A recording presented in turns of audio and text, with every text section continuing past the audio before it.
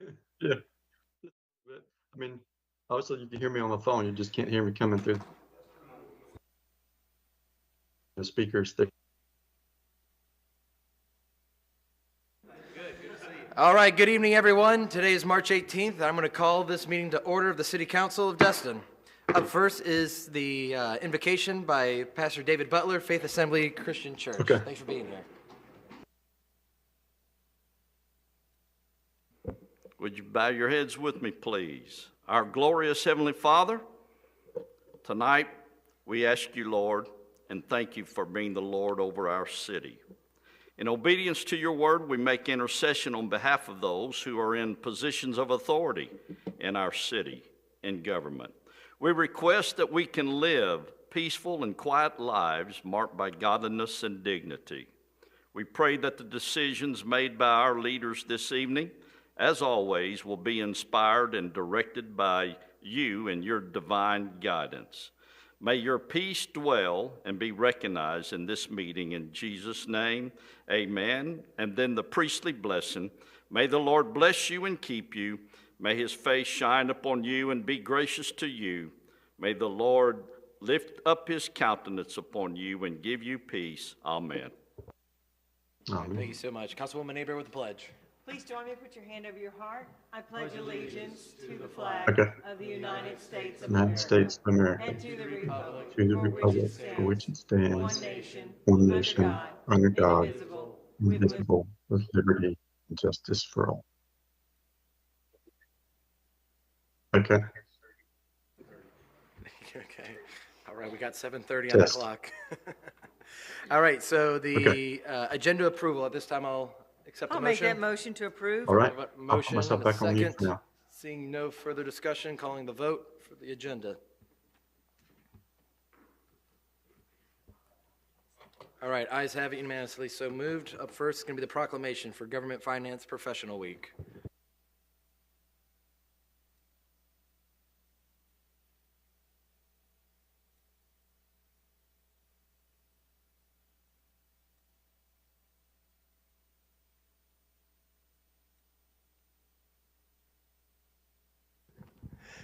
All right, so the City of Destin Proclamation, Florida Government Finance Professional Week.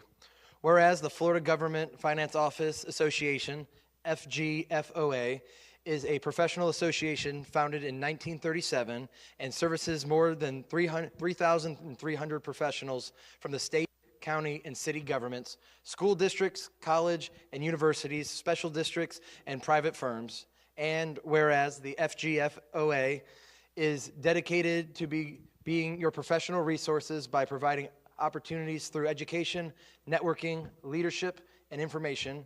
And whereas this Government Finance Professionals Week, sponsored by the FGFOA and all of its members' governmental organizations, is a week-long series of activities aimed at recognizing government finance professionals and the vital services that they provide to our state and our county and in community. Whereas during this week, government finance professionals throughout the state of Florida will acknowledge for their hard work, dedication, and leadership.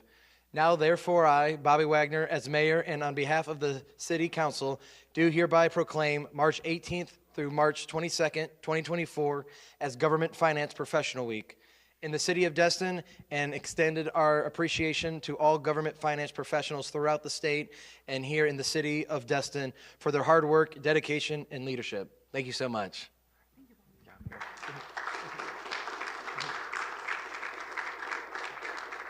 Oh, yeah.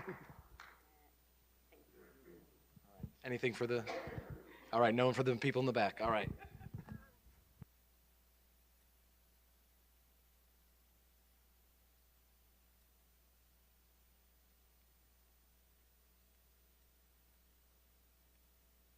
All right. Up next is the Joe's Bayou presentation from FDEB.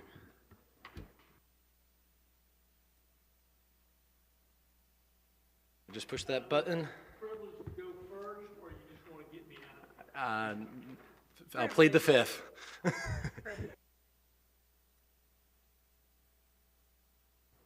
Mess this up. But if there's one thing the federal government could do, they could make a proclamation that all clickers everywhere, including hotel room TV things, are all the same. But anyway, let's see if I can get it right.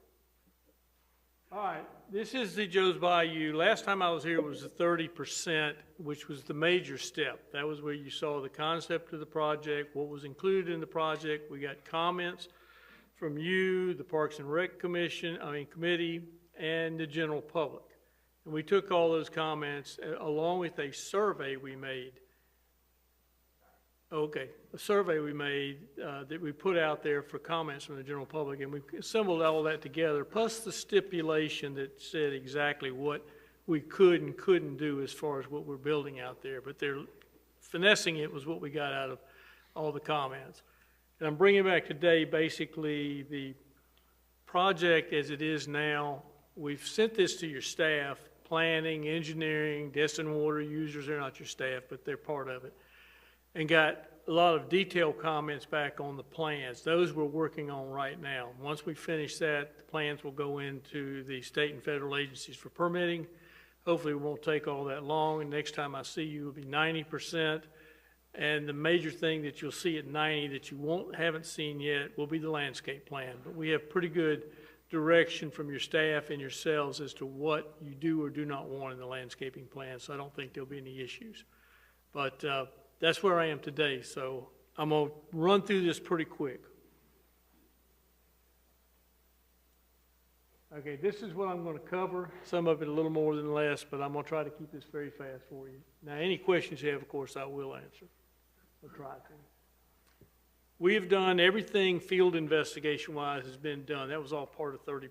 We did the geotech, the surveys, the topos, the environmental, cultural, everything else. So that's all done, and all that's finished. We've also done the architectural master plan, which is what you saw at the 30%, as well as the 30% conceptual plans. I remember in that presentation, I had a lot of renderings in there.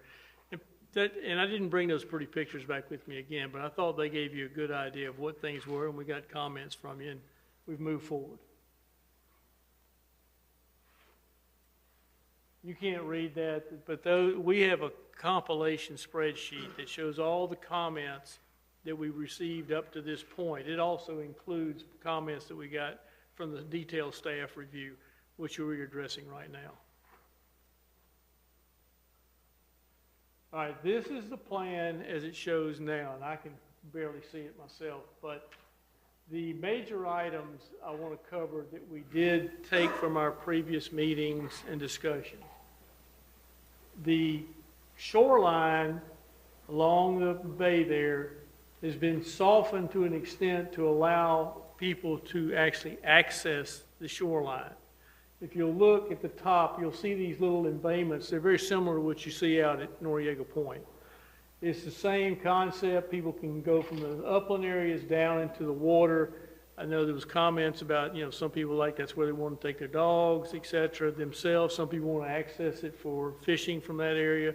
So we've done that. We're also going to be removing a lot of the existing hardscape that's out there and replacing it with more natural hardscape. Instead of the riprap, it'll be rock. The structures at the very top of the screen there will be to make what's called the living shoreline portion of the project. Those are, again, reef rock structures. They will help prevent further erosion that you experience now out there along that coast. Another major change that came out of the surveys and our own assessment was the existing fishing pier. I would say the west side of the pier is kind of like a dog leg. That's going to be removed, and instead the pier will go directly out from shore. There's an extension of the pier that goes toward some of the deeper water areas you can see, which is a dark, I can make the, yeah, those areas, well, there. Anyway, I'll get you crazy looking at that. But anyway, those are deeper water areas that will allow some of your fishermen they want to fish in the deeper water instead of the shallow. But the pier is actually going to be a little longer than it used to be, but we're taking out the the old dogleg section, and you'll go directly from shore on out. The rectangle structure and the little circle structure are also proposed reef structures. The artificial reefs that they're putting out now, some of them out, I think some of them off Destin even, that are out there in the Gulf, similar to those will be constructed here. So we hope fishing will be enhanced. The main pond that's out there now will be used for the stormwater system.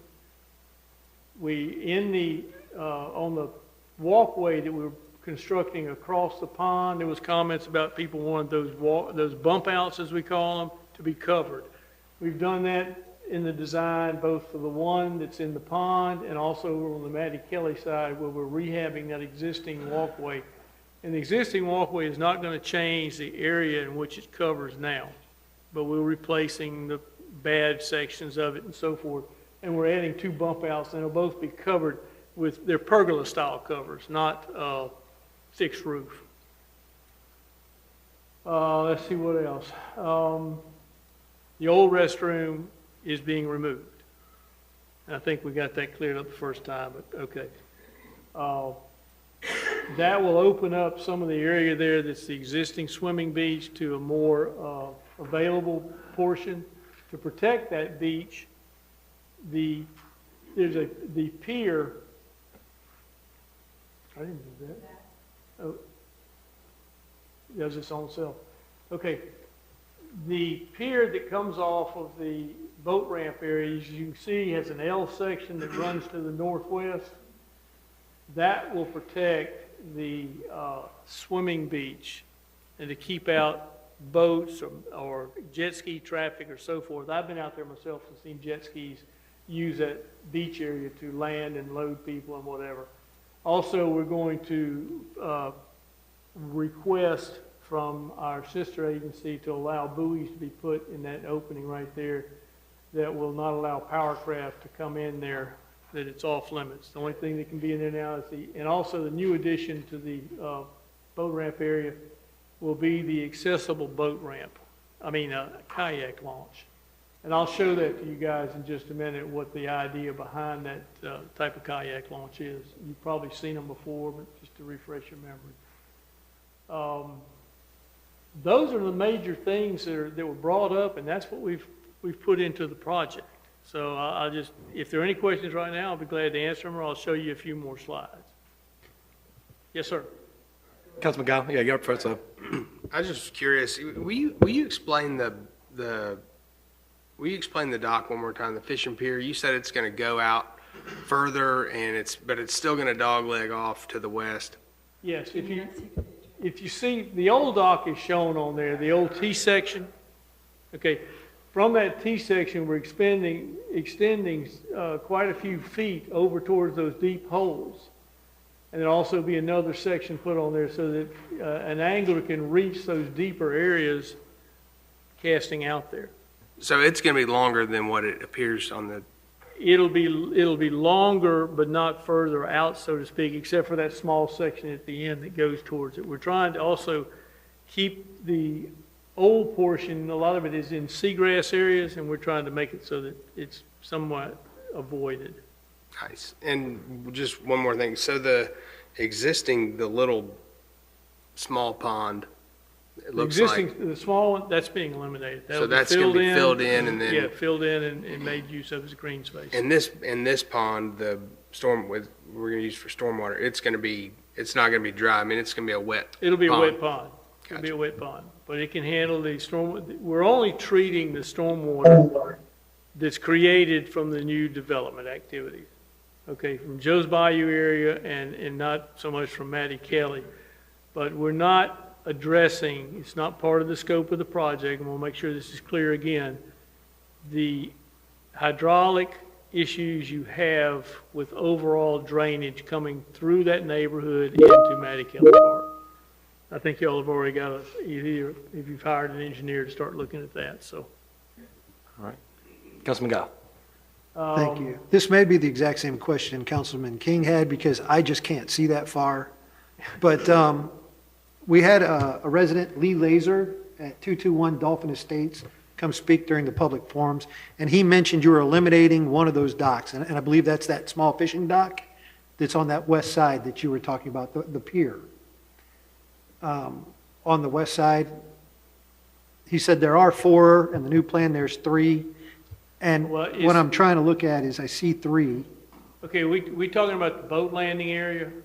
Yes, That Yeah. sounds to me like the boat landing. Yes, the boat ramp out there now are 3 ramps. There's 2 ramps and then a small, what you call a small boat ramp. We've eliminated the small boat ramp. It's inefficient, it's not useful.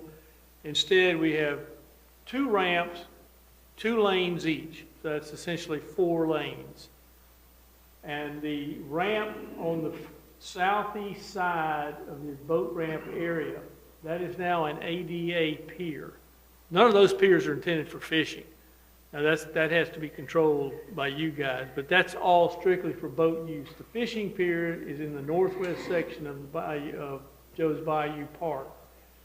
And then there's another pier that we're adding, funds allow it, that is off of the left side of the beach area that is a temporary mooring pier. Let's say you've got a boat, if you're fortunate enough to, most of you probably do. You have a boat and you bring it in from your house. You have people going to meet you and they will load up on your boat. You can do that from that pier, sort of an H-shaped pier right in the middle of the property. okay, so to answer Lee Laser's question, then, you're eliminating that pier because right now it's ineffective and inefficient. Yeah, the boat piers are all still there. There's 3 of them. Okay. If you look inside, hard for me to see too. So Yeah, I'm even looking at a drawing right here, and I'm having difficulty seeing It's what you're talking it's about. that let me get, furthest if you want, south. I'll go to the actual boat ramp. I brought that slide, that actual Okay. plan, so you can see it a little more. Yeah, I'll go to it. That furthest south slip is kind of like a small craft, low dock. Yeah, and I have no interest in it, I just wanted, he came up and spoke during his 3 minutes, so I wanted to make sure we answered his question. All right, this is just a demo plan, just showing what's being removed from out there now. All that old mill asphalt that's over there. He's trying to call me right now. As we're talking about this. I can't answer. Yeah.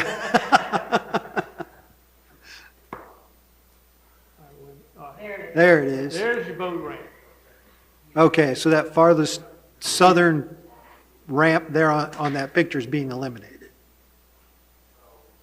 It's, your further southern ramp is being replaced.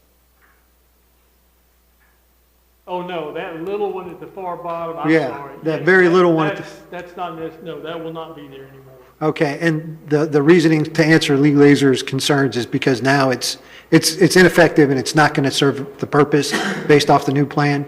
Yes. Okay. And I apologize, Lee, I know you just called me, but I can't answer. I think it would be rude.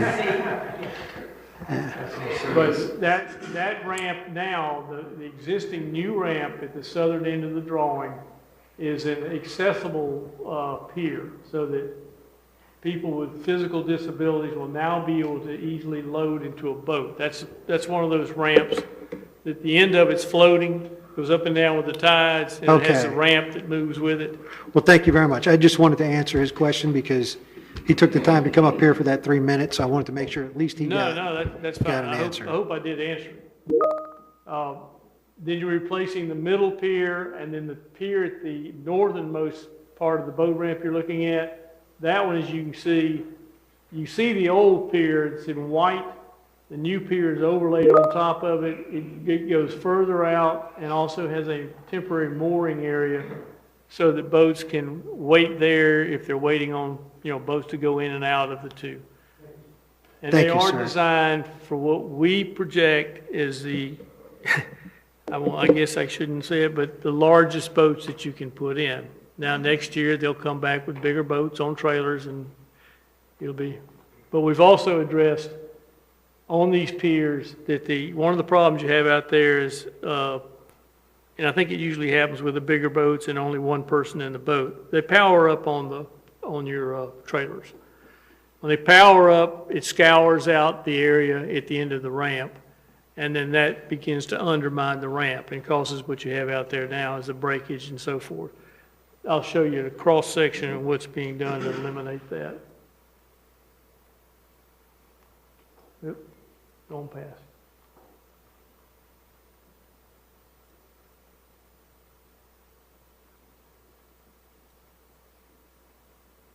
Thought I memorized these things.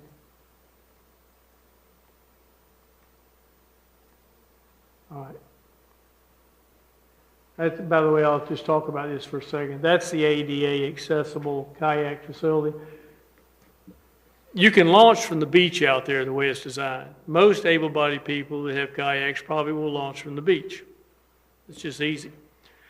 But for those that don't have that ability, this manufactured, they're actually all pre-manufactured, and that may be not the exact type that we end up with, but it's very similar. It has the ability that someone who is, let's say you don't have the use of your legs, but you kayak, you can come into these ramps, and they float up and down with the tide, and you can reach overhead, pull yourself up a roller-based area to contain it, and then you can get up there, and there's a step. You can see the steps in there of the seating that enables you to get out and get into these. And you can actually, on one like that one, you can have a kayak coming in, being retrieved, and one taking off on the other side.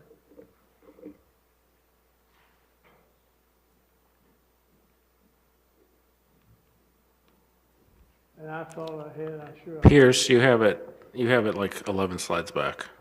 What? Go backwards like 11 more slides. Keep going backwards. It's right there, right? That's what I was looking for. Thank you, Ryan. This is the profile of the ramp. As you can see how the ramp goes down, and then at the very end, it has a portion of riprap or rock placed at the end of the ramp. And these ramps are long enough that the boats should be able to get in. At the end of the ramp, there's a wheel stop. But also there's the riprap placed at the end of the ramp to prevent the scouring. Also, another thing that's being done to the ramp, you've got a problem with sand buildup on the ramp. I think it's the one that's most west on the ramp that builds up with sand. We're having a vinyl sheet pile put in underneath the dock and then surrounded by rock. That vinyl sheet pile will hopefully keep the movement of sand out of and off that ramp.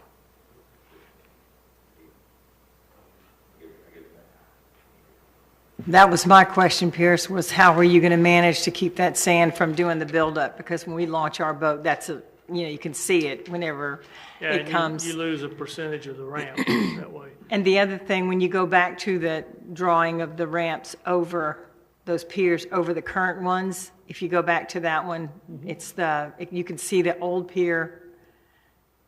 I think go back, there it is.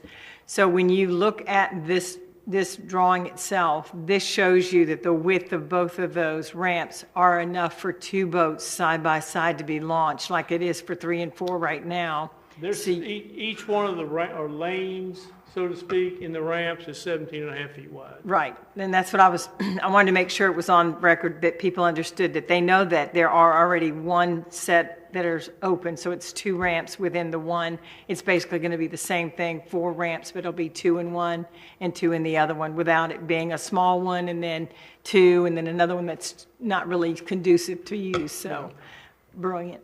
Perfect. Thank you. That was my question. Yes. So you basically, you can handle 4 boats at one time on the ramps. And the other improvement, as you can see on the top, right. You see how we've added the L-shaped addition to the dock? That's for temporary mooring. So people aren't just sitting out there in the boat.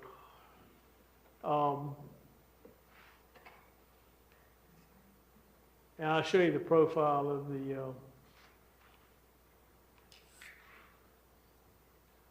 the drawings of the bathroom, since that's the major structure other than the boat ramp that's going into the new restroom. Here's your new restroom. It's got an area that the city can decide to use however they wish to, whether it be an office. It will be conditioned space, but it can be storage or an office. One of the things that was requested, and we can't do, is turn a section or a portion of that bathroom into a garage. Okay? You're gonna have to trailer your gators and bring them out there. Lisa. Oh, she's tried. You give her credit. This structure also has a viewing area. If you look there on the right side of the drawing, that area has plenty of space for people to have an elevated view if they want to. And the bathroom is, of course, accessible. This is the typical structures that are going out there. They just differ in size. There's one large pavilion, or larger. It's not really that big. Then there I think 3 smaller, 2 of them on the Matty Kelly side and 1 more up on the Joe's Bayou side are these smaller facilities. They are concrete pilings with a single metal seam roof. This is a small structure that was requested first time around, and we're putting it in. It also is it's for the caretaker, or whatever you want to call it, dock master or whatever. Yeah, code enforcement, whatever. But we are changing the location. The location was originally placed further between the parking lot and the restroom facility. And staff's request was we try to move it, if we could, up near the boat ramps. So that's your pergolas on the bump outs.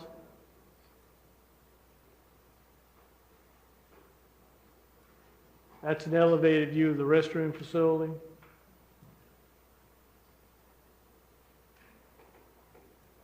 And that's just that's the electrical plan, which well, you may want to look at it. We're not increasing or adding more lighting than is currently out there. That was one of the comments from the first time around.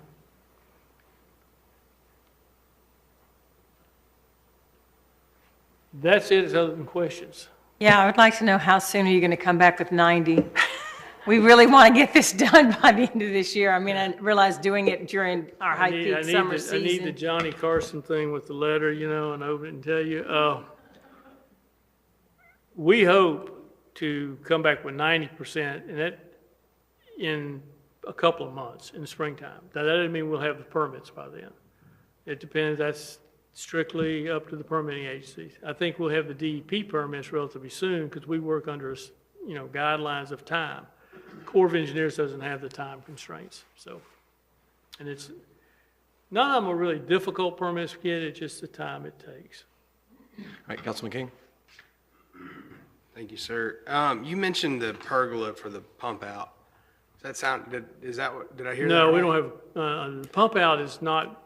The pump out is still there. If the city decides it wants to keep the pump out, you realize you have to do that strictly with a septic tank hauler, etc. We're not putting a new one in or anything else, but there's no pergola with the pump out. I misheard you. And so when you're talking about the pump out, you're talking about a lift station, correct? Yeah. Let me ask you this. We had mentioned. Well, no, let me take that back. It's not a lift station. You can't lift station into the existing sewer system. Destin water users won't accept chemically treated water, and that's what comes out of the boat holes. So I don't know where we left this, but I know that something that a lot of us had requested was a wash down or something like that. Was that did I miss that, or are we not doing that? Or some of you did mention it, and then others didn't. And the indecision that we made was that the washdown was it. The problems I've seen with them, where they've been included, is they're a nuisance, and they also hold up because you can't do but one boat at a time. And so we have not included a washdown facility at this ramp. I seem to recall having and. If this didn't get brought up at 30%, I apologize, but I seem to recall discussing having it across the street where it wasn't in the way. Because I remember that was an issue that we had, was that it would slow people down. If it was, in the place where people pull up now and stop and unload all their pool floats and snorkeling gear, obviously that poses an issue. But if we were to do it across the street in the parking across the street. Is that not an option to do that? I know that, and I'm not. It's an option, but were you talking about doing it on the Matty Kelly side where there's an existing gravel lot now? Yes. I seem to recall that was part of the conversation that we had, is that, am I? We didn't all agree on it because it was just going to be more. Yeah, you can, but then you're gonna have boats traversing across the street to go into the other parking lot to wash down. So, I think on paper, that's how it seems. But if it's, obviously July 4th weekend, I don't recall us not all agreeing on that. But if it's, October and there's 10 boats a day or whatever it is, I don't remember where we left it exactly, but I seem to recall most of us wanting such a thing. And I know that everybody I've talked to who knows about this has asked about it. There's a lot of boat ramps that have it. Well, I will, not to debate with you, because I'm not debating what you've said, but in the survey that we did, that was not an issue that was brought up in the survey. But I'll be glad to take it back, man. I have a meeting tomorrow morning with our design team, and I'll just tell them that you requested that we look into a washdown. Now, let me ask you this, though. Are you going to say you can't use the washdown during July the 4th and crowded times? Or are we going to? This was how are part you of the gonna manage it? conversation. I mean, I remember having this conversation, and I'm not debating either. If I'm the only one up here that wants it, then it doesn't matter. It's the consensus of the council and what the council wants. It doesn't have anything to do with me. No, well, I can tell you this, based on your request tonight, I will take it back in the morning and just say this is one issue that would like us to look into, and we'll bring you back an answer. That'd be On awesome. It's our opinion, then you can override our opinion. Yeah, and I'm not trying to be contrary here. I know it's a need, and it would be a really nice amenity to have. And if we could shut it off 4th of July weekend, say, sorry, we're not doing washdowns this weekend. It just didn't happen. But anyway, I'd like to hear what the options are, if there are. Yes, sir, I'll be glad to. But let me show you one thing. You just brought something up a second ago. One of the things that's added that is not out there now is in the design. If you look over here on the east side of the property, there's an area for not parking, but for longitudinal parking for temporary, get boats out of the way. Then you unload your boat if you're going to take a bunch of stuff out of it. I don't know what's the proper term. Somebody, boater, give me a better term to. Yeah, well, that's what it is, unloading zone. There's also a loading zone as well when you're coming into the ramp. So you don't have somebody get at the ramp. That doesn't mean it's going to happen. But you get there to the ramp, and then you decide to load your boat. If you're waiting, that's frustrating. So there's an area to pull in. It's over here to the, it would be left of the existing ramps. That's where you pull in and load your boat, so to speak. Take it out of your truck and throw it in the boat before you get to the ramp. And that we've done it I've been involved with it where we've put that in, and that's been a great asset for boating facilities. But I will say from personal experience, the washdown is not necessarily so. If you're coming from freshwater to freshwater, y'all know the problems with the algae and the stuff transferred from one place to another. You're coming off salt water, it's not usually the issue. But I will look into it, and we will get you an answer. Thank you, sir. Councilwoman Aber. Just to speak to Mr. King's, when we were all talking about it, it was a matter of, with waste management, with the runoff, if we had soap, if we're clearing the engine. I thought there was a lot more involved in what could be considered in the washout of cleaning the boat. Because I know that we go home, we run the motors, we clear them that way, we, soap and wash the boat down. So when you're setting up a washout area, would there be a certain, would it be like a car wash with the big sprayer that's already preset there and that's all you're going to use? You're not going to have the soap? From other places that you've set them up or had that come up? I haven't seen one that's quite that luxurious, so to speak, like a drive-through and a car wash. Right. It's typically, if you're going to wash down, people get out there and they wash down their boat.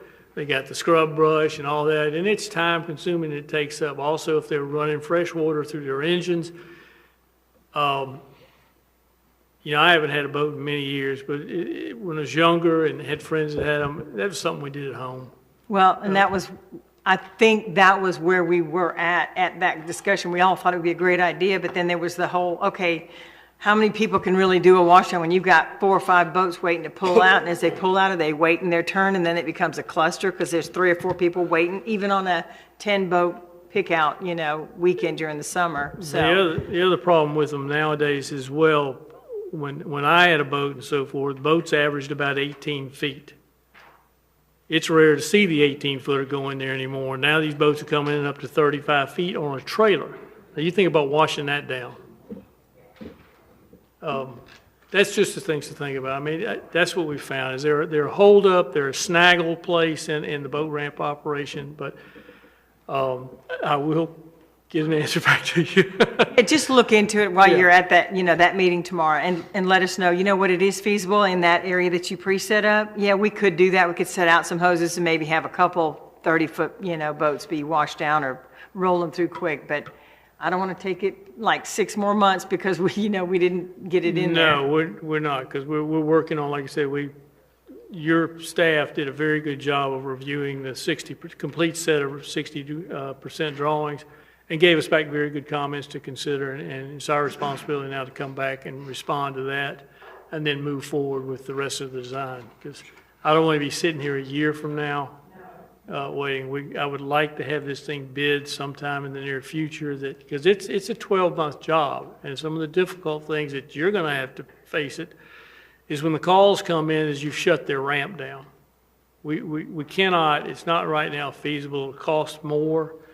If any of you are construction oriented, you know what it is. You start telling the contractor, you got to keep this open. You build here, there's liability issues. The attorney can say, we want to shut it down. And we had agreements first time around on this that, yes, you knew that it was going to be able to have to be shut down, and go from there. All right. Anything else on your presentation? No, I mean, I skipped around on these, but I think you've got the idea. All right. Seeing no more comments on our side, thank you so much. Okay, it's been a pleasure, guys. I look forward to Mayor? Mayor? I know Mike's coming up. All right, so at this time, I will do public comments. Mayor? Oh, yeah, I'm sorry. Should we do the public comments before we make any kind of motion? Okay. All right, so there's, who wants to make a motion on the table? I'll make the motion to approve the 60%. All right, do I hear a second? Second. Motion is second. Seeing no further discussion, calling the vote.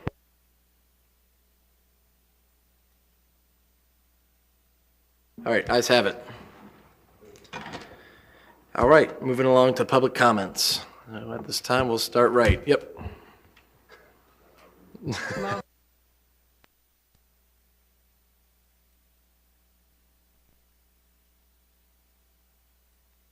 Mayor, Council, thank you. Mike Buckingham, 510 Calhoun Avenue.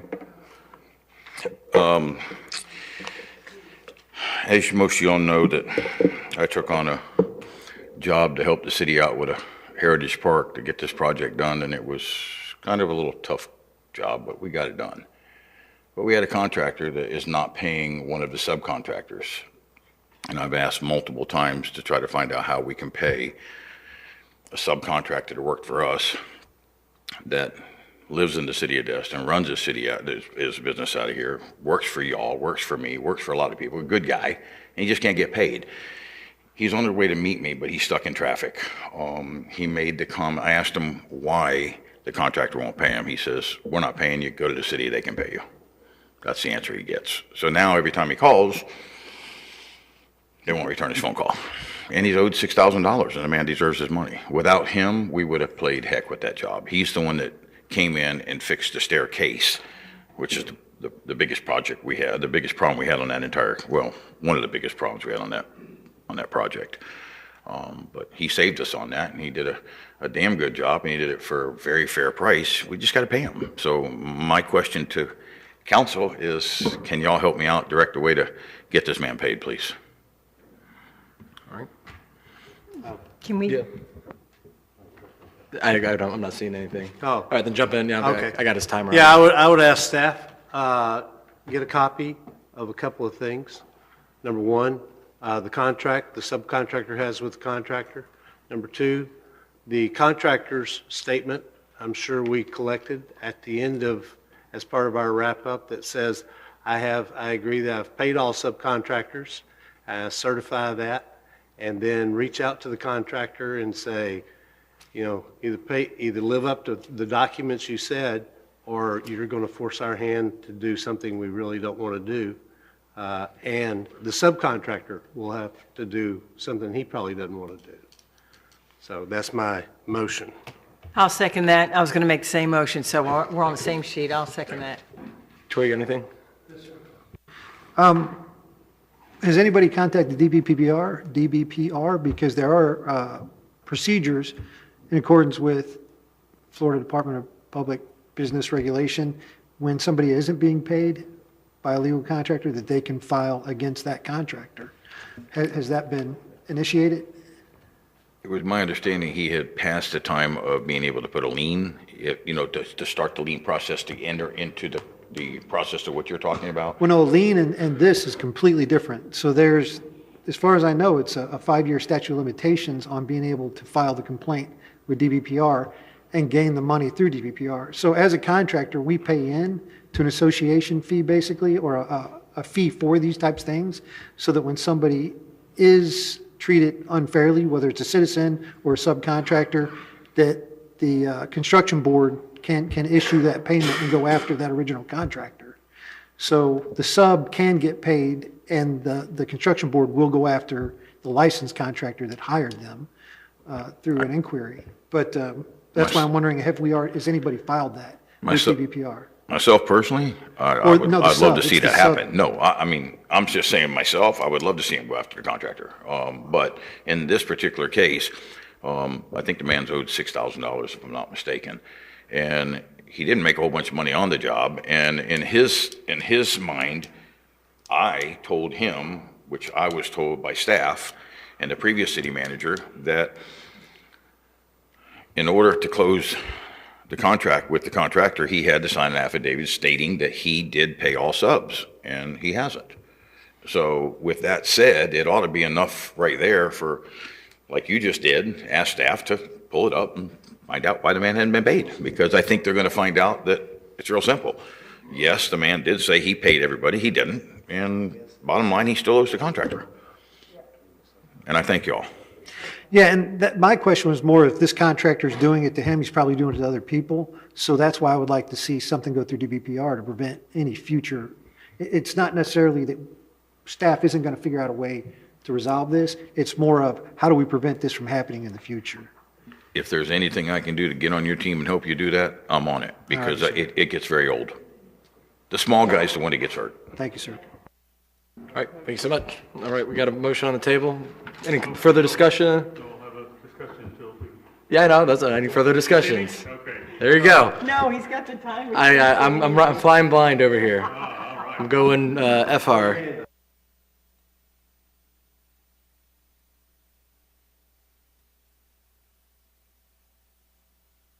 He gets more than 3 minutes. Okay, my question or my observation is, of course, when people work on things for the city, they need to get paid. And we need to find out why they haven't. I would also suggest that since this is a contract with a public entity using public money, that it's subject to public records requests. Great idea. Hopefully we don't have to go there. But the motion is to direct city attorney or staff or? Staff, it's probably going to be the attorney, but I just want to say staff because. Okay, to look into this issue and find out why. Yeah, but, hopefully, like I said, we don't have to get into the public records and start looking to see who said what to who. Thanks.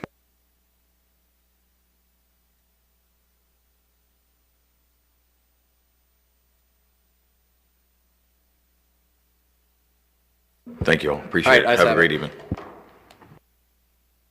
All right, any other public comments? don't really consider him public, but Who is he? Shane Moody, Destin Chamber CEO, President CEO. Just a real quick thank you from me and from our board for giving us this room on Thursday for the Destin Forward class. All of you came and spoke to them. They enjoyed it. Department heads who spent 15, 20 minutes each coming in and talking to them with a great overview of the city. And then a big shout out to Tamara. Typically I say, so-and-so helped me with this. She didn't help me, she did it. So I sent her the agenda and said, what can you do to help me? And about 2 hours later, I got the agenda back and said, it's all done. So we showed up and it's a great day. And again, thank you for the partnership and I appreciate you all coming to speak to them. Thank you, Tamara, again, for such a great job of taking care of our folks. all right, so I'll close public comments at that time and move on to consent agenda. I move to approve the consent agenda. Motion is second by Councilman Destin. Any further discussions? Seeing none, calling the vote.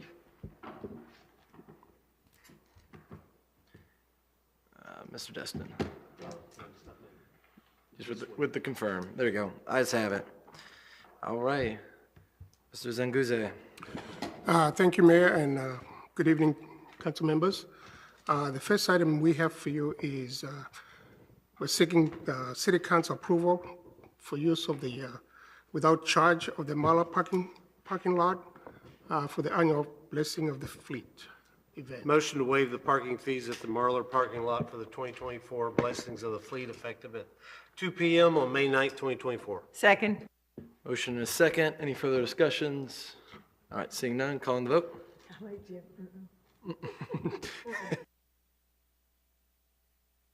There you go. I have it. Okay, item 4B is an update on the Pickleball Courts project, which is now at the 60% design stage, and the city engineer will give us an update.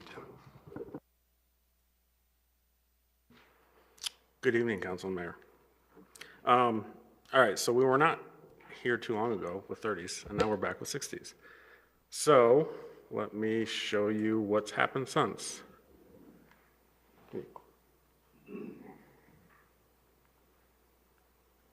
Okay, so we took 60s to Parks and Rec, and the biggest change that you'll see between 30s and 60s on this is we're asked them kind of how do you want to see a complete build out of the site. We shuffled some stuff around and got 2 more pickleball courts in there. And in the 30s, there was a tennis court and a basketball court on the south end there. During discussions with the Parks and Rec Committee, it was determined that it'd be best to have like multi-use courts on the south there to allow the Parks and Rec to program it however they see fit.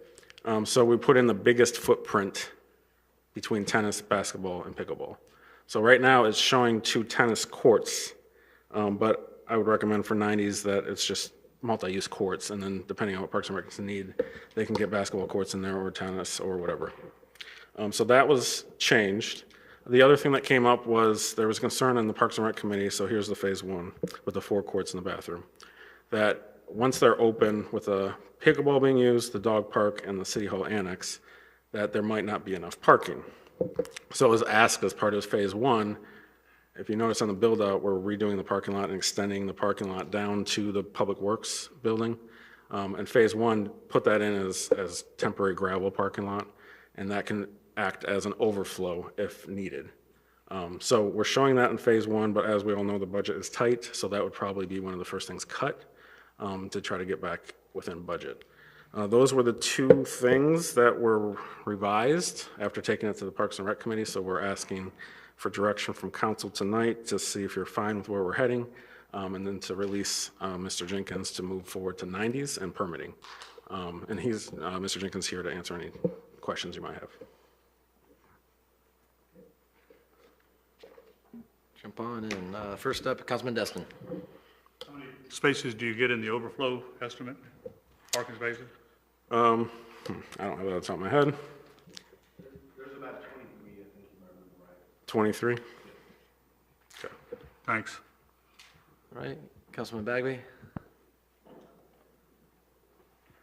I'll make the motion to approve the, I move to direct the city manager to work with staff and Jenkins Engineering to move forward to 90% design documents, which include the recommendations from the Parks and Recreation Committee. I'll second that. All right, motion is second. Councilman King, further discussion? If we were gonna, so the multi-use courts, if obviously you want to use those either basketball, tennis, or whatever, let's say there's the need for 12 more courts. How many pickleball courts could we squeeze in that if we decided to go that route in the future? I believe you can fit 2 pickleball courts on 1 tennis court. Is that correct? Yeah. So yeah, that'd be 4 more pickleball courts if that was all utilized as pickleball. So right now there's, I think, 12 shown. So yeah, it could be 16. Getting close to regional conferences. All right. Seeing no further discussion, got a motion on the table. Call and vote.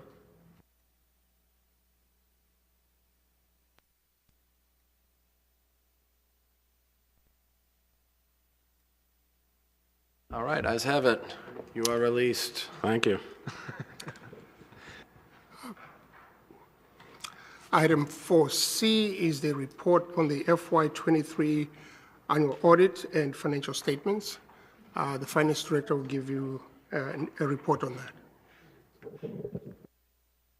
So Andy, we're doing a sound check. We have Wade Sansbury. He's our partner with Malden and Jenkins, and he should be online with a short presentation.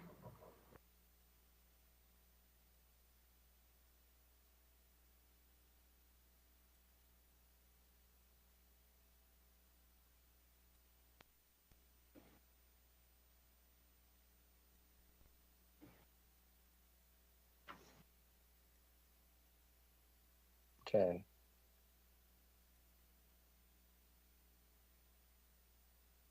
Test. Okay, Wade, we should be able to hear you if you start speaking, but everyone's going to have to speak carefully into the mics, and there's about a 1.5 second delay. Okay. Can you hear me okay? And can you see the our presentation? Yep, we got you. Okay, good. Well, good evening, Mayor and Council. Thank you so much for allowing me to virtually be with you all here tonight. And also thank you for allowing Malden and Jenkins to serve the city of Destin. I do have a very brief presentation for you all tonight. I'll fly through it really quickly, and then I'll leave plenty of time for any questions at the end. Just some of the same information we provided to you last year. Just a little bit of information about Malden and Jenkins. We are a large regional firm. We were founded in 1918, so we've got a long history of serving governmental entities. We do serve currently over 700 governmental entities here in the Southeast, including over 170 that annually receive the GFOA certificate of excellence. And then we've got just another slide with some of the additional information about our firm. As you all know, we were contracted to perform an audit of your financial report this year.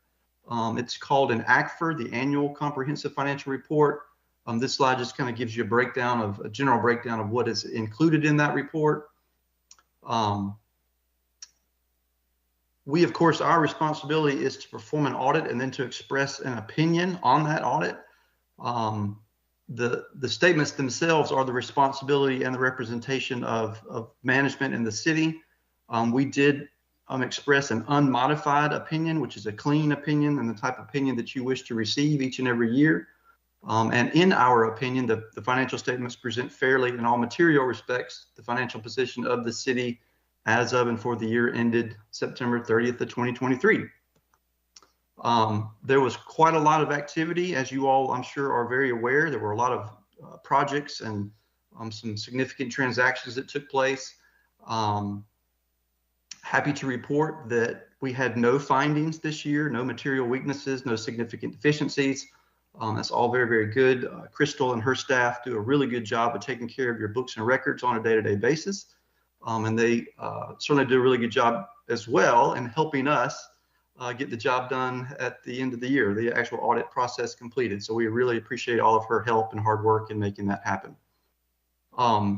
the This year, the city also received quite a bit of state financial assistance, almost $3.9 million this year, which required us to perform yet again another single audit, a state single audit.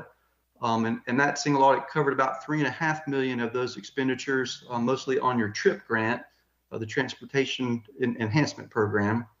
And we noted no issues with regard to those funds as well. So again, very good overall year. Your overall net position significantly increased as well. You increased the citywide net position by about 22 million to end the year with about 161.5 million. So again, very good overall financial report. Here I've got a lot of required communications. I'm not going to go over all of those. Just would like to point out that the city was required to implement GASB 96. We did that. It was not a significant effect on your financials, but just like to point that out.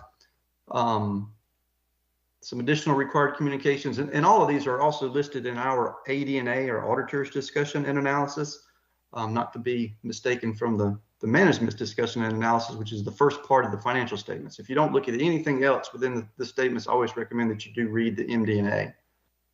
Lastly, I'd just like to say that we certainly are independent with regards to the city. We take that very, very seriously, and want to make sure that you all are aware of that. Then we've just got some high-level general information of the city for 2023, and then the next slide is the same information as of 2022. The spending per resident this year came out to be about $2,600. The general fund balance ended the year at $32.4 million. That was about a 15% increase over the prior year. Your debt per resident is about $1,700. Number of employees is about 93. Then you've got some average employee information, as well as what percentage of your general fund budget is spent on your salaries and benefits. Same information as of 2022. Obviously, there was quite a bit of capital expenditure this year, so the spending per resident for 2022 is much lower than it was in 2023. As part of the large land purchase, there was also some debt incurred this year, so your debt per resident also went up from 2022. Then just a couple of slides on the general fund. This is a breakdown of your overall revenues, the majority of which, as it was in 2022, were from property taxes, as well as some other general taxes. This slide shows where those funds then in turn go. And it's kind of interesting that you all have almost a 25% breakdown between your general government, public safety, and your culture and recreation. Then the other 25% is spread amongst some other categories, but very similar to that in the prior year as well. Here's a 5-year history of your general fund balance. Again, just some, very good solid fund balance as of the end of the year, and ended, right at 32 million. Like I mentioned, we also issue to you all an AD&A, or Auditor's Discussion and Analysis. We list out all of those required communications. If there were any kind of findings or recommendations for improvement, those would be listed there. We do list out all of the upcoming GASB statements that are coming down the pipeline, and their GASB is not slowing down, it doesn't look like, so there's plenty of those to be considered in the future. One thing, I would just like to remind you all, I did not actually put this in written format, but just make sure that you all are staying on top of your IT systems and make sure everything's being updated. There's still quite a bit of governments out there that are being targeted for cybersecurity issues and weaknesses and whatnot. So certainly do all you can do to stay out of the newspaper for having a loss of some kind. So we do have some people that can help you in that regard if you ever need that, but certainly make sure that you're keeping up with that as best you can. And that's really all that I have for you all tonight. Do you all have any questions that I could try and answer? I don't see anything. On one of the slides, you're talking spend per resident, and then there's one called debt per resident. Is that the difference between what they pay and what we are giving them in value? What is that? That is just a simple calculation of your debt. Total governmental expenditures divided by the population at the end of the year. Okay, gotcha. That makes sense. All right, thank you. All right, I don't know. Anything else?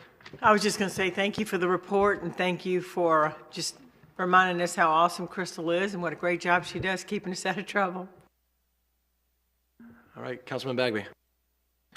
I move to accept the 2023 annual audit and financial statements for the City of Destin and for the City of Destin Community Redevelopment Agency. I'll second that. A motion And then second. I just want to thank Crystal and her team and really all the staff. That's our number one priority is fiscal discipline. And, you know, we always have a challenge. Our challenge coming up is sustaining what we have, which we've talked about, the R&R fund, and I guess going forward, probably the lack of a bunch of grants or harder to get grants because the American Recovery Act and a lot of other things, even the state is cutting back on some of their things. It's going to be hard for us to do, so we need to do the last step and get a handle on sustainment of our ongoing operations, but I think we've got the team in place to do that, and I just want to thank all of you. Thanks. All right, Councilman Destin. Yeah, I want to repeat that praise for Crystal and her team. I think, let's see, 8 audits for the school board and 26 with the city. I have very seldom seen audits that don't have anything in the management letter that are negative. This is one of the few, and that's a very good accomplishment. All right, see no other praises, calling the vote.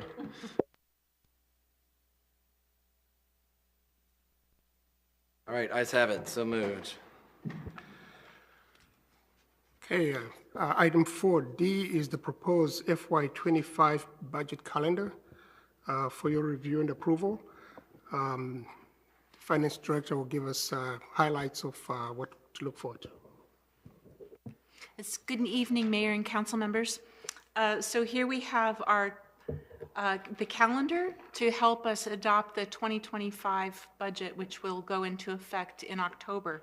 I just wanted to point out a couple really important meetings. First, we've set a council budget workshop for May 13th to review the operations. And then we've set a council budget workshop at the end of June to review the capital projects. So that'll be actually an all-encompassing, but we'll focus on the capital projects and prepare ourselves to adopt a tentative millage rate because we only have one meeting in July where we can really adopt that and meet the deadline for the tax collector and the property appraiser. In July, the property appraiser will certify the taxable values to us. And then, let's see, I put the date on here. Excuse me. So in July, we will, at the July 15th meeting, we will choose the tentative millage rate so that we can get that information to the property appraiser to go on the trim notices that go out to all of our citizens on August 4th.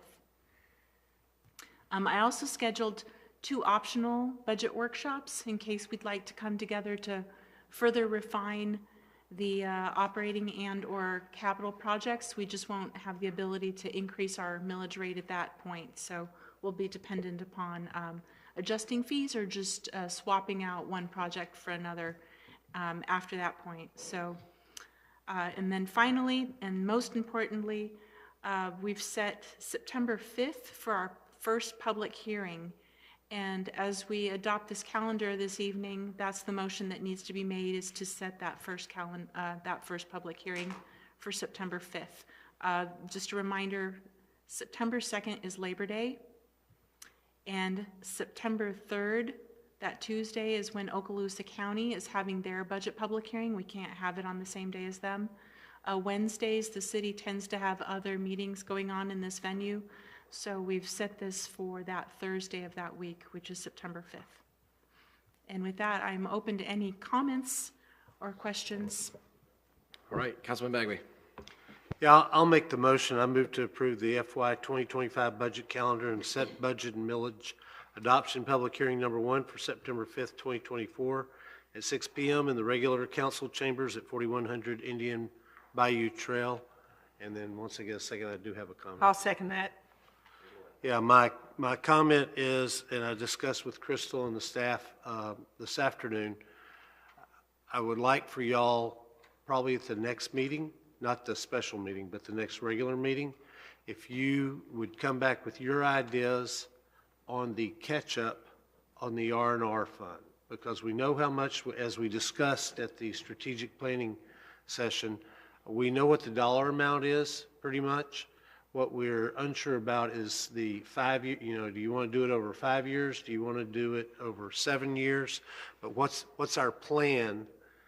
Because that has a major impact on our budget for the next either 5 years, 7 years, because obviously we can't afford to make up all the deferred maintenance and deferred vehicle purchases and deferred IT improvements in 1 year or 2 years or 3 years.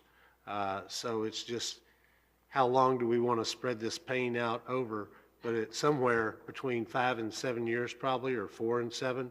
We got to get back on track to doing what we used to, which was sustaining every year and taking care of what we needed to take care of. So I would just ask, Louis, if you'll put that under my name, and next meeting, first meeting in April, we'll have that discussion.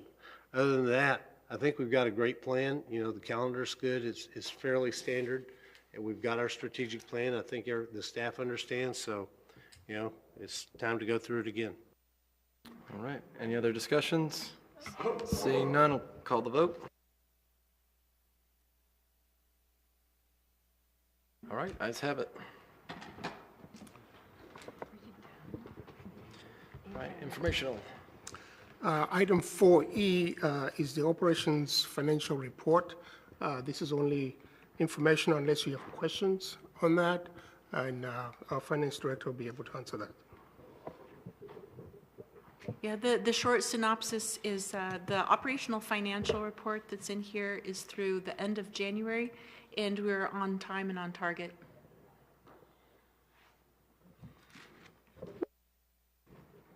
Okay, item 4F is a report on the status of the city's capital projects. I think we've tried as best as we can to review where we are and give you a fairly accurate status of where things stand. Again, if you got any questions, we'll be happy to answer.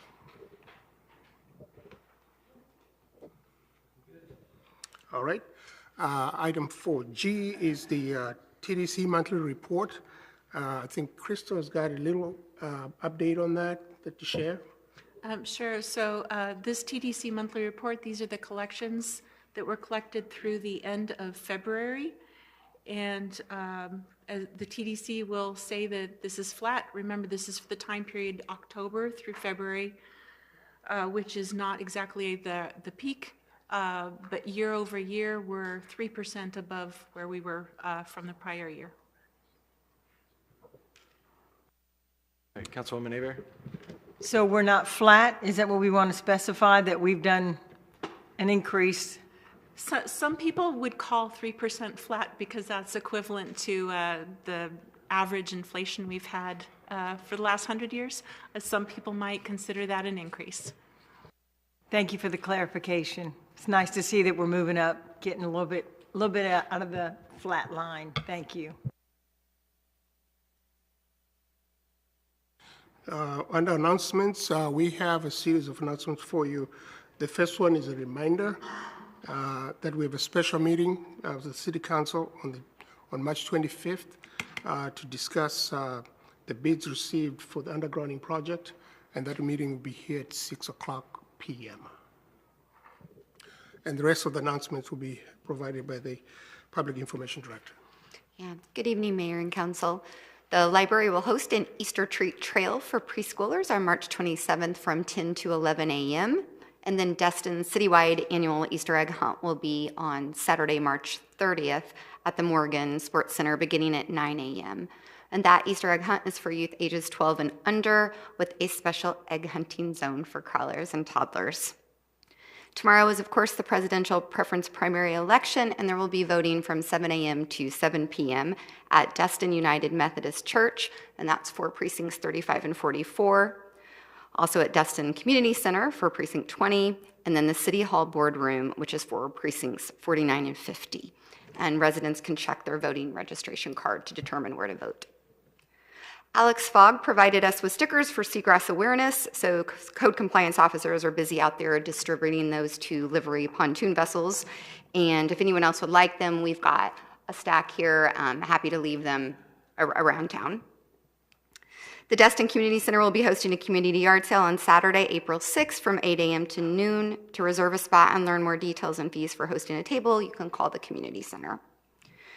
We have worked with Greg Fisher and the Boating Operators Coalition to help support some important videos on various topics like the livery safety video and the pontoon safety video. So we're good with that. Per Councilwoman Aber's request for us to consider improving upon trash pickup issues, Public Works code compliance and public information met with waste management staff to discuss a number of areas that we can partner on for improvements.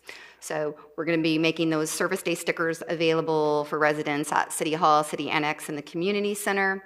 And then the mayor and public information office have a welcome letter that we send to all new residents, so we'll include those stickers with that welcome packet. And both entities, Waste Management and our city departments, are going to review the Did You Know campaign content to see if we can better educate residents. We're going to work on closer communicating issues in real time.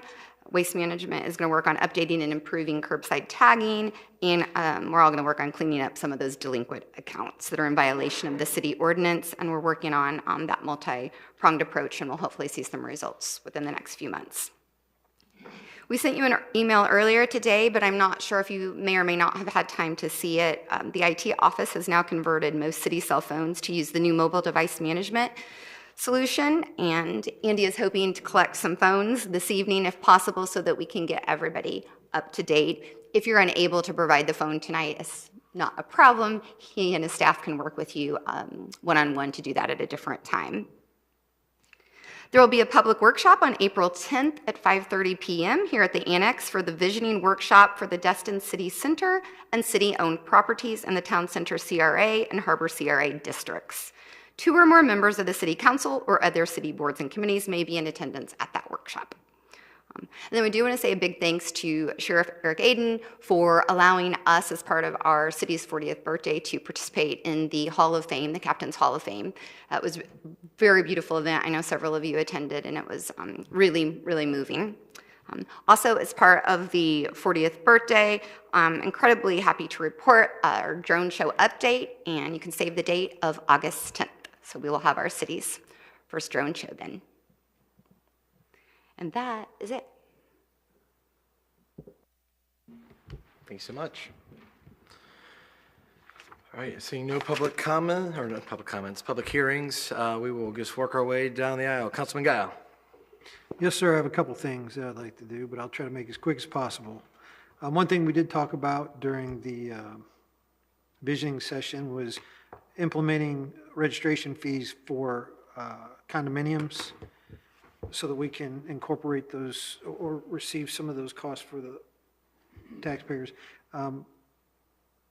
Louis, can I ask that by May 4th, we have a plan or something in place from the city staff on incorporating or encompassing those fees? Yes, certainly. We can, we won't have every detail fleshed out, but at least we'll give you a sense of where we're headed in terms of a game plan, and then we can get some input from you whether we're heading in the right direction or not. Thank you so much, sir. Also, we talked a little bit about the emergency dredging, but from what I understand, we might have an update on some dredging operations. Can we get that update for the public, please, Ryan? Yeah, right now we're trying to figure out funding sources, and we are in communications with the county to see if we can partner with them on cost and utilizing one of their contractors to do the work. Wonderful. One of the things I want to update on, I was made legislative sponsor for the Destin High School, and part of their problems with the softball field and the baseball fields and the annexation. We met at Destin Elementary on the 5th of March, met with Amy Meyer, the Destin Elementary principal, Lisa Firth and her team with Ryan Reed and Brian Keller. Grant Myers, the Director of Operational Services for Okaloosa County School District, Bill Smith, the Director of Facilities, Okaloosa County School District, and Destin High School Representative Willie Williams, the executive director, and Garrett Ruppel, a basketball coach and one of the committee leaders. It was determined that as of May 1st, Destin Elementary will no longer be able to provide fields for the high school. Then we also met on March 11th with Louis Zungozi, Kim Kopp, Willie Williamson, Daniel Frankfurt, Stephanie Larrabee, about possible annexation. There's some good things on the forefront.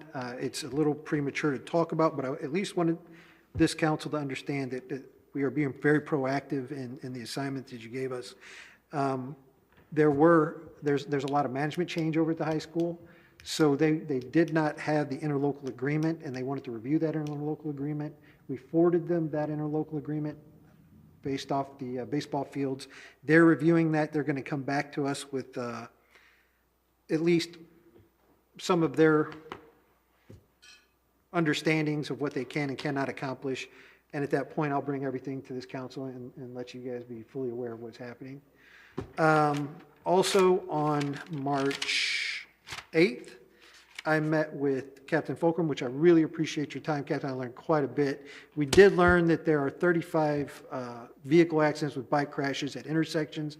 I think that's something this council needs to look at moving forward, especially when we start talking about the electric bike ordinances. And it's something that's going to be very, very crucial moving forward. The only final thing I'd like to add, March 26th, I'm having neck surgery. There may be an issue with the April 1st council meeting. I'll make every attempt to be here, but there might be a chance that I will not be here. Other than that, I'm done. Yeah, we love you being here. Jeez, and the neck brace. Yeah, do not kill yourself. All right, Council, you said March 26th? All right. March 26th, yes, sir. All right, Councilman Destin. Nothing tonight, Mayor. McGowan? Going back to you, Councilman Bagley. Yeah, okay. Cool. More for. Yeah. We look quite a bit alike. Yeah. First of all, I guess the good news is our legislative delegation, led by Representative Maney, Senator Broxson, and Senator Trumbull in particular, did us right, did us justice over in Tallahassee this year. They were able to get us $1 million for the four-prong lake project, $200,000 for the 98 Stallman project, and $100,000 for the dredging project. So I would like to make a motion. I'm going to actually make two motions. One, that we direct the staff to draft and the mayor to execute a letter of thanks to our Northwest Florida legislative delegation for their hard work in securing funding for our priorities, 3 of our priorities, which is more than we've ever gotten, I think. So that I'll just make that motion first. I'll second that. Further discussions? Calling the vote.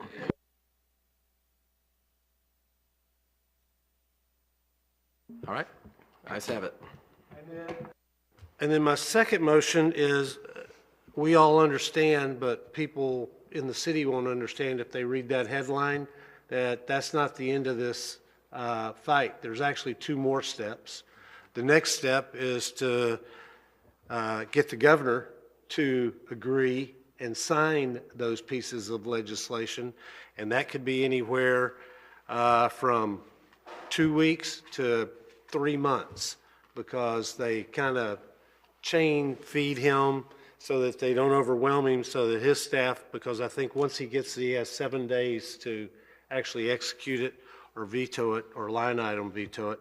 So I would make a motion to direct the staff to draft a letter and the mayor to execute the letter, asking the governor to favorably consider the legislation and the monies appropriated by the legislature for the city of Destin's projects. I'll second that.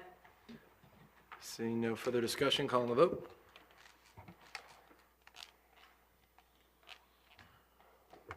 All right, ayes have it. Okay, and then the last thing I would say is for the staff, just like we had on the path, you know, we've done right.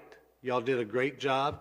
with Representative Maney's appropriation, okay? And, Mr. Destin was the lead, the legislative lead on that, but now it starts over again. It's Groundhog Day over again. We have to find the funding to actually allow us to use the $100,000 for the dredging and the $200,000 for the Stallman 98 intersection and the $1 million for the Four Prong Lake outfall project. So I would just ask you to put on your green eye shades. And I know we've discussed on the Four Prong Lake, and I've already talked with the president of the Destiny East Homeowners Association. I'm trying to get a hold of the Destiny Homeowners Association because they need to have skin in this game. Of course, we would ask the county, we'd ask the state DEP also because of the 6-laning of 98 and the way they changed the outfalls there to all of it feeding into Four Prong Lake. But it's time for us to find the rest of the money and get this project, get these projects approved. Thank you very much, Mayor. Hey, Councilwoman Abear. Thank you, Mayor. I got the note about the phone, PIO, gave mine and my computer to Andy. Lisa, I'm not really sure how you're staffed for the Easter egg hunt, but I kind of want to ask if you need to put out the public volunteers needed to help you with each of the age levels, because I know that those are huge pods throughout. Do you have enough volunteers already, or do you want the word out there? Because I know there are some Destin Forward folks that had asked me, what could they do to volunteer to be part of the city? So I didn't know if you had a way for us to get the word out that you are looking for volunteers to help with any of that. I do have, excuse me, the leadership from middle school, Destin Middle School. And if anybody wants to volunteer, they certainly can give me a call. I mean, I'll let them know if there's nothing for them to do, but I will let them know if there's something. Okay, great. And I'll be letting you know. I've done it before. I'd like to help again too this year. It's so much fun to watch those children. And then I also want to thank the city for all of you that are all on the team with waste management conversations, for getting the stickers for the residents to understand what goes in each can, what days of the week they pick up what. And I know we kind of discussed switching to have like yard debris on Fridays, since that's what most people do, instead of bulk, like the bulk on one day and the, debris.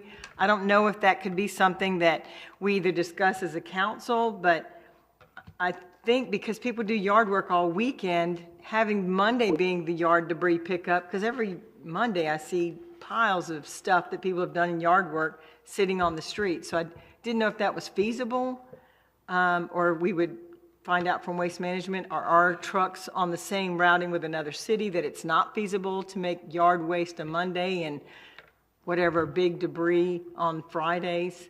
That was just asking staff just to see if that's doable when you have your next conversation with Waste Management to switch those, or if it would be, too much of a question on where it's at before. Yeah, we'll make that inquiry and report back. Okay, that's all I asked, just check on it. Thank you very much. And thank you to Code for all you're doing. I know that you're chasing down a lot of folks that are putting stuff out that shouldn't and not getting stuff picked up, so thank you for your work too. You gonna admit that? Okay, Councilman King. Thank you, sir. Hey, just one thing real quick. I was curious in looking at the capital improvement plan for the crosstown connector. It says demolition complete, need PD&E decision from council to move permitting process forward, which will result in a design engineering change order from Atkins. What do we need to be doing on that? Maybe that's a stupid question. I don't know who to direct that to exactly, but.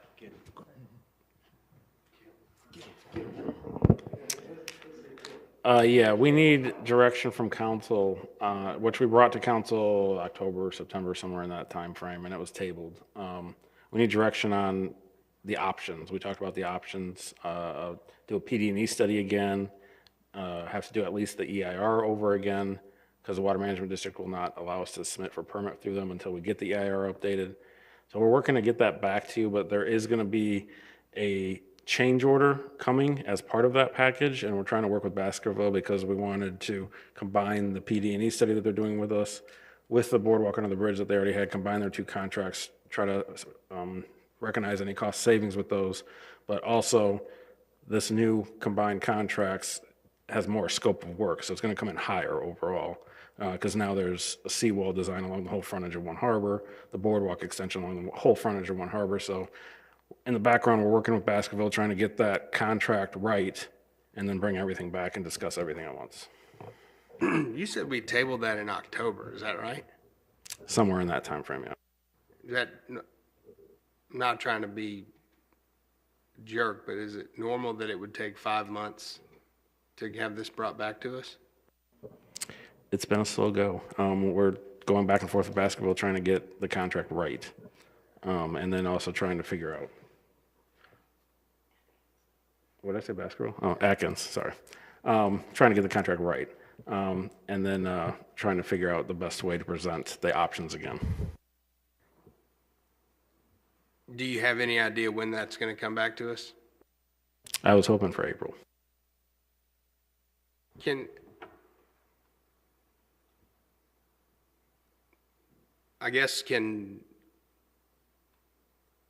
it be appropriate to make a motion to have that hammered down by April?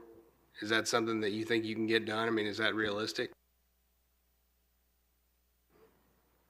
Yes, I just realized I told you guys all about the wrong project. Yeah, I was a little confused. Yeah, sorry. I switched from Crosstown to the Baskerville. Yeah, how that got looped in with the One Harbor deal. Somebody should have stopped me.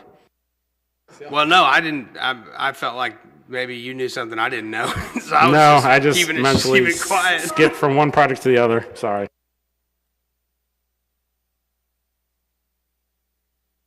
So April 15, I think that's the target date to bring that issue back. Yeah.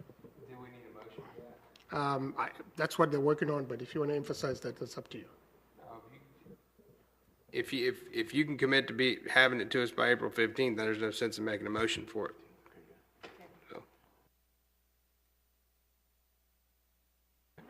Kyle, you got anything? Thanks for taking it easy on me on my time back here.